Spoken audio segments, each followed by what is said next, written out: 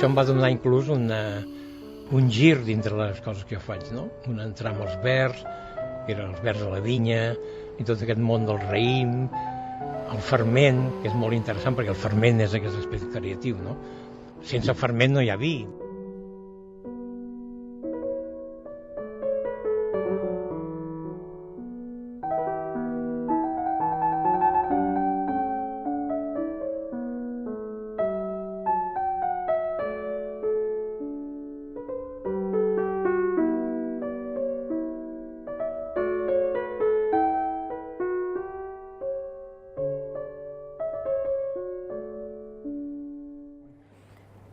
Aguino va néixer a Barcelona, el que passa que van bombardejar Barcelona. Aleshores, la meva àvia era d'Agramunt i van venir aquí perquè aquí encara hi havia què menjar. Però Agramunt també va ser brutalment bombardejada. De fet, dintre de l'església romànica és on està el refugi antiaeri. Se'n van haver d'anar a un bosc, que es diu el bosc del Ciscar, dintre d'una cabana, dintre d'un cercle, com les obres de la teva mare que parla de la importància del cercle. Llavors, aquí va voler posar la cabana directament on va estar. Ostres, quin lloc més especial, eh? Clar, perquè a més, el que té és que no tenien sostre i què és el que es veia des del terra? Les constel·lacions, el cosmos. Increïble. Una nit els hi va caure un raig i ell li va quedar, clar, tenia 11 anys. Jo crec que els records més forts que et queden són els de la infantesa. I el va plasmant aquí. I és on descobreix la natura i per això, fins i tot de forma dissimulada, hi ha animals. Aquí hi ha un xut, hi ha un lloc on hi ha un ase, hi ha el rusc de les abelles i miren aquest espai d'aquí. Això és un tros de la vostra etiqueta. Ai, és veritat. Sí.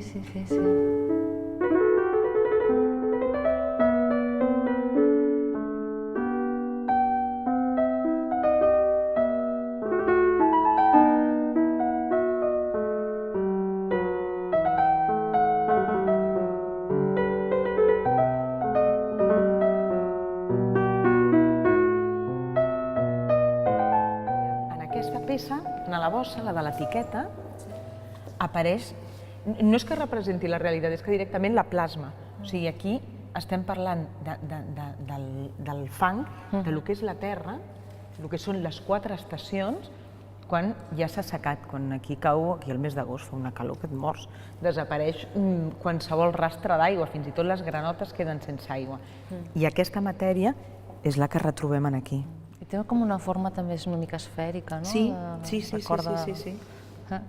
Recorda, a més, per al Guino l'esfera, que a més, crec que en el vi dieu que és rodó. Parleu de vi rodó? Quan parleu d'un... Sí, quan, per exemple, un vi, com per exemple un gran reserva, no? Tu quan fas l'elaboració normalment busques vins que siguin bastant estructurats, no? Estructurats vol dir que són una mica astringents quan són joves, perquè tenen molts polifenols i al llarg de l'envelliment aquests polifenols es van arrodonint, no? Diem que el vi té un tenir rodó justament quan ja està llest per beure. Aquest rodó que el trobem de forma constant, doncs és el rodó de l'era, el rodó de la lluna d'aquella peça que hem vist, el rodó en aquí, i va apareixent, a més, amb moltes altres... Mira, aquí tens el rodó dels ulls dels xuts, de les òlibes, que a més aquí representen, per un costat, saviesa, natura i bona sort. El rodó de l'estanc, de l'aigua. O sigui, la veritat és que és la forma perfecta, potser per això es diu una cosa rodona.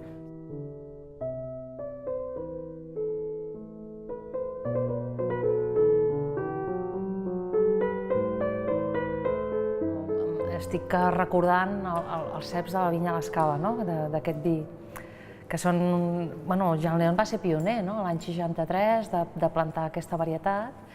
És una vinya molt vella, tenim uns rendiments allà molt baixos, perquè, de fet, al final, un cep és com... O sigui, a partir dels 30 anys, representa ja que és una mica vell. 30?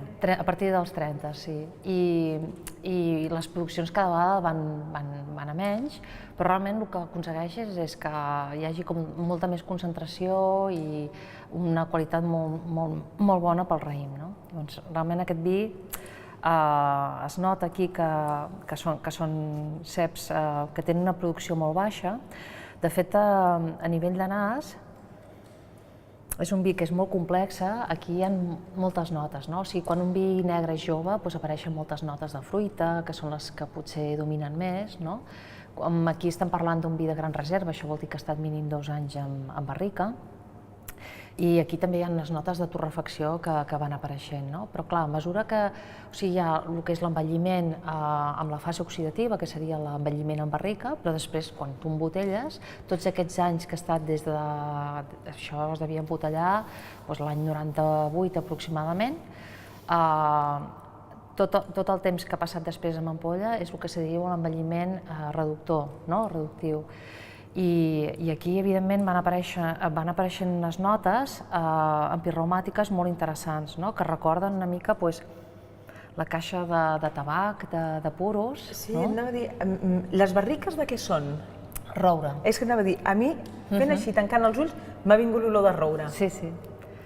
Després tornem a estar amb la natura. Sí, hi ha una nota també que recorda una mica les notes d'espècies, hi ha una mica de llaurer, una mica de curri, també, de pega dolça. De curri, és veritat. És veritat, és veritat.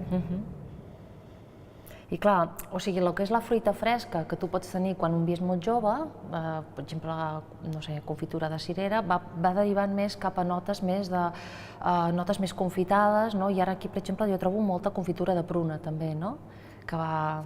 Del fruit fresc passes més a la confitura. A més madur, amb una cosa més dolça, més densa, no? Sí. La veritat és que...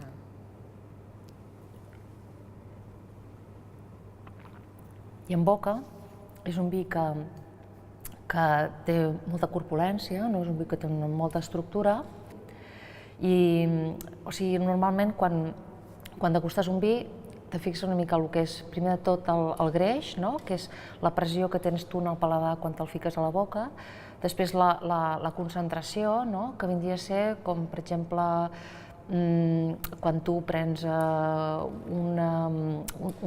per exemple, un te, que ha estat macerant la bosseta de te durant moltes hores, aquella quantitat de tanins o de matèria que tens allà, això seria un símil més o menys del que seria la concentració, els tanins, que es van arrodonint, i després la frescor.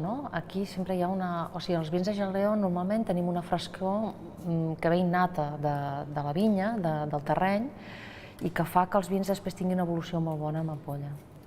La veritat és que el color és absolutament atractiu.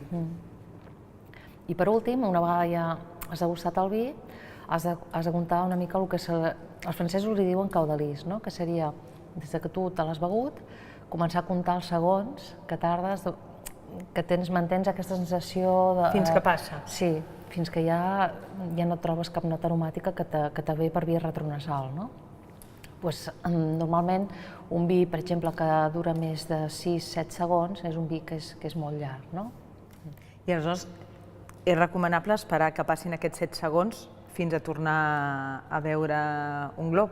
Sí, sí, sí.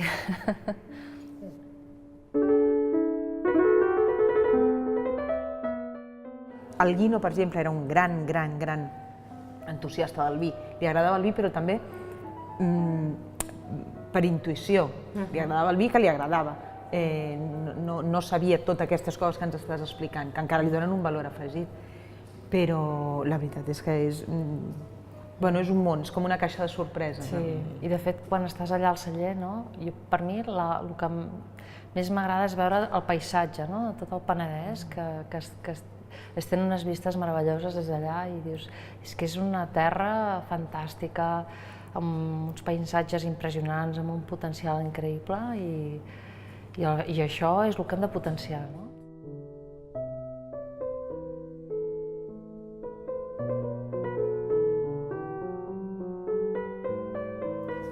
Mira, sembla que hagi jugat a tirar el vi directament.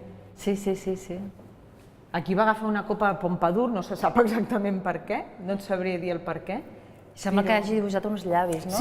Sí, perquè aquí jo crec que fa un joc entre el món del vi i el poema L'arròs als llavis, de Papa Seid, Aquí fa la copa als llavis. I aquí també hi ha uns llavis pintats. I aquí hi ha la copa de rerefons, que aquí també és un maridatge entre el verd i cap al vermell i cap als colors terra. Sí, m'encanta.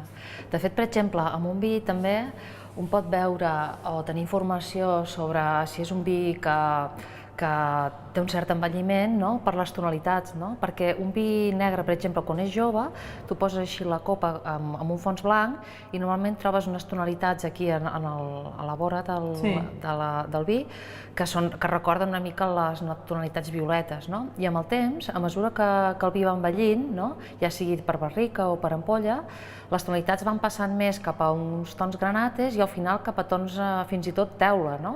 O sigui que hi ha una evolució del color. Sí, com la paleta del pintor. Sí. Mai és el mateix, vull dir, això és una cosa que va canviant.